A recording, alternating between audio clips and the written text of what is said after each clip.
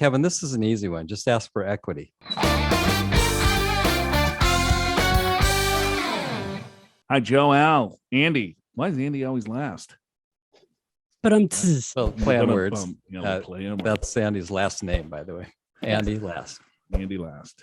That's why she's last. Second time, long time. Drive a 2022 Outback and a 2016 Class B. Drink wine and fruity brews. Sold our San Diego place in 2020 before the big run up. Ouch. And moved east. Still getting used to the humidity and the bugs after 35 years in California. Don't anyone move here.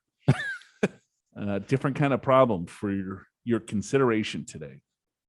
We are living on 3.3% of 401k and still doing small Roth conversions. I'm 61, wife is 57. Only debt is to the tax man on the 401k and some IRAs, but 52% of our investments are all in Roth accounts. I was doing some periodic part-time work, but the small young company listed me as a lead manager on a new 5 to 7 year contract because my resume fit, and we won.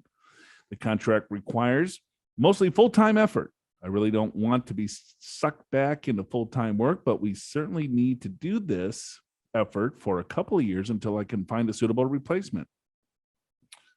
The money will be a nice bump, though I am way underpaid given rates I was paid on previous contracts for similar other work. The lower rate wasn't too bothersome when I was a part-timer, but now the ego is bruised. Just curious if you have worked with clients who thought they retired early, but then got stuck or sucked back into work. I haven't been really retired long enough to get that bored. And how do I get an appropriate pay bump to match expanded responsibilities without hanging the company out to dry? Kevin, this is an easy one. Just ask for equity, right? That's all you have to do. You get equity. So you get paid a low salary, sure, whatever, but you get equity. So if the company succeeds, you'll make a whole bunch of money. So that's how you solve that problem.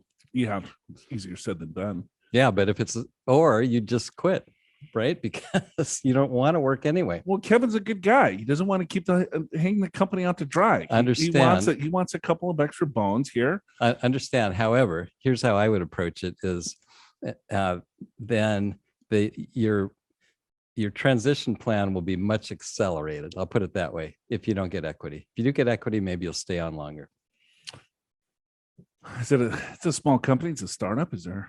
Yeah, I guess that's a good way to approach it. That's what I do. Yeah, just say, hey, give me a. On the other hand, if you don't think the company's going anywhere, then well, they got a nice contract, 5 to 7 years. They do, for whatever that's worth. Yeah, Kevin's grinded. He's severely underpaid because they probably can't. They don't have money. Right. So that's what startups do. They give you equity, or they give you stock options, or they give you restricted stock or something. Some other equity or compensation. Yeah, they give you a profit share. Interest. Profit interest. Yeah, there are lots of ways to get equity, but that's what you would generally ask for in this case. Okay. Yeah. I think a lot of our clients actually get sucked back. Happens all the time. And then you have some clients that retire early, and then they say, "Oh, I'm gonna be a consultant." Those clients, they never get called. Know it. They are, oh yeah, well, I'm gonna get a job making $250,000 a year consulting. That's right. I'm making $250 now. I'm gonna at least cover that with my consulting. Yeah. And then they wait by the phone. Nothing happens. Nothing, just crickets. And then they have to go back to work because they don't have enough money. And then it's Walmart. Yep. Yeah. They're waving to us when we walk in there. So, yep. All right. Good luck with that, Kevin. Let us know if you get a little equity, and then we can do some equity compensation planning for you. Are you prepared for retirement? Schedule a free financial assessment with an experienced financial professional right online at purefinancial.com.